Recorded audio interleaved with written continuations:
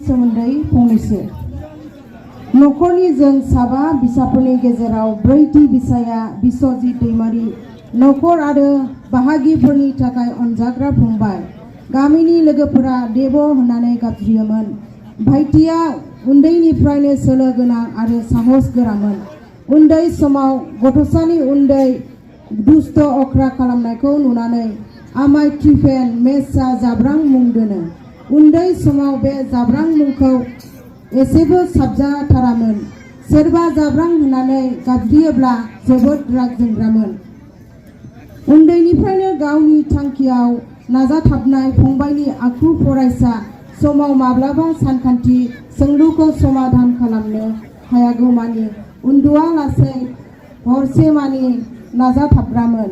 लोगोफोरजों केराम भलिबल गेलेनायजों लोगोसे न'आव थानाय समाव गिटार दामनानै समखौ बारहोयोमोन। जोनोमगिरि बिमानि फारसे जोबनो गैयै सिबिनाय आरो अननायमोन। बेखौ सानसेनि जाब्रबथायनि जाथाय नुनो मोनो। 1982 मायथाइनि दिसेम्बर दाननि बाथ्रा। अदालगुरियावनो थानाय शंकरदेव मिशन गोजौ फरायसालिनि अनसुंथाइनि थाखाय आवाहन थियेटार लाबोनाय जादोंमोन। आइ आफा सानैबो थियेटारखौ नायनो थाङो। थियेटारनि फावथायखौ दिन्थिजेननाय समावनो हरखाबै बार अखा अन्थाइ फैयो।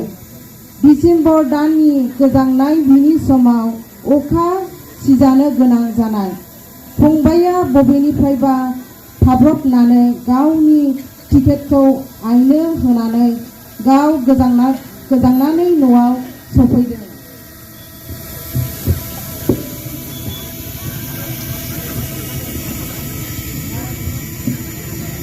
बर'फोरखौ गुबुन हारिजों गादबजानाय नेवसिजानाय नासयजानायखौ सहायनो हायैनि हारिनि मोनथायनि थाखाय नाजानो दाजानाय BSF बर' सिकिउरिटि फर्स दानि NDFB हानजायाव गावनि गासै मिजिं लुनाय हास्थायनायखौ गारजोबनानै 1987 मायथाइयाव हारिनि थाखाय बिग्रायनो ओंखारलाङो।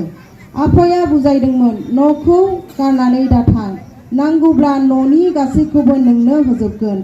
अब्ला फंबायनि फिननाय, गोबां बर'फोरा आलाय सिलाय जानानै दं। जों गावल' गोजोनै थांनानै थानो। अब्लानिफ्रायनो फंबाया जाब्रां मुङै मिथिजाबाय।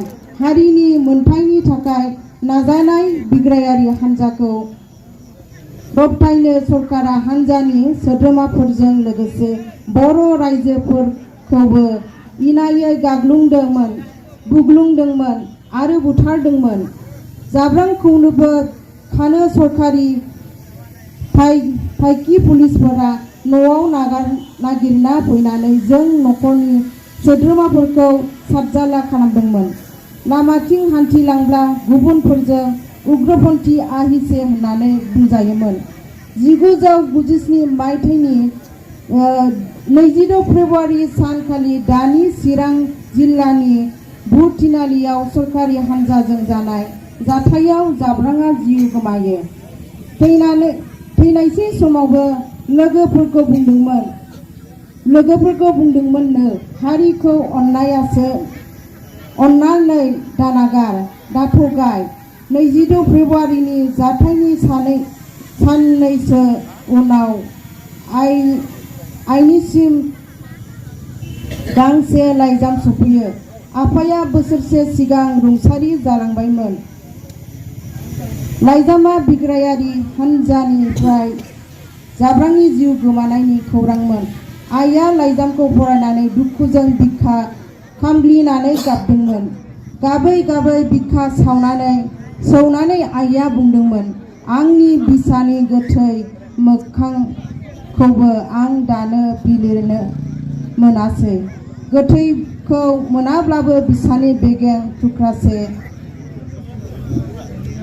मोनब्लाबो आंनि बिखाया सुग्लायगोन, गोसोआव सान्थि मोनगोन।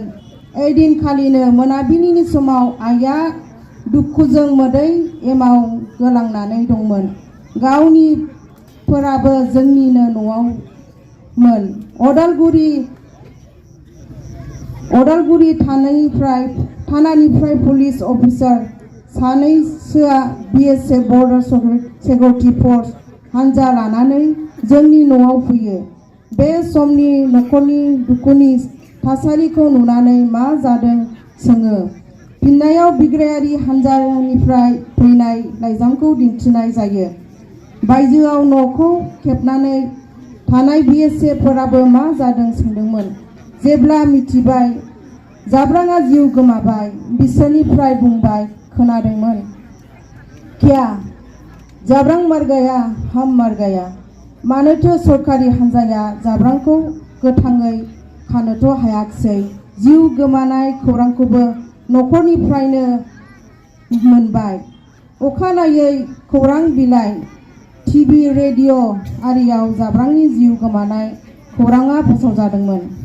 जाब्रांनि गोथै सह'खौ मोनासैब्लाबो बिनि बाहायनानै थालांनाय जि आरो मुवाफोरखौ कफिनाव सोनानै न'नि लांगोना मोखाङाव गोथै सह' गैयालासेनो जाब्रांनि गोथै हाखरखौ दोननाय जादों।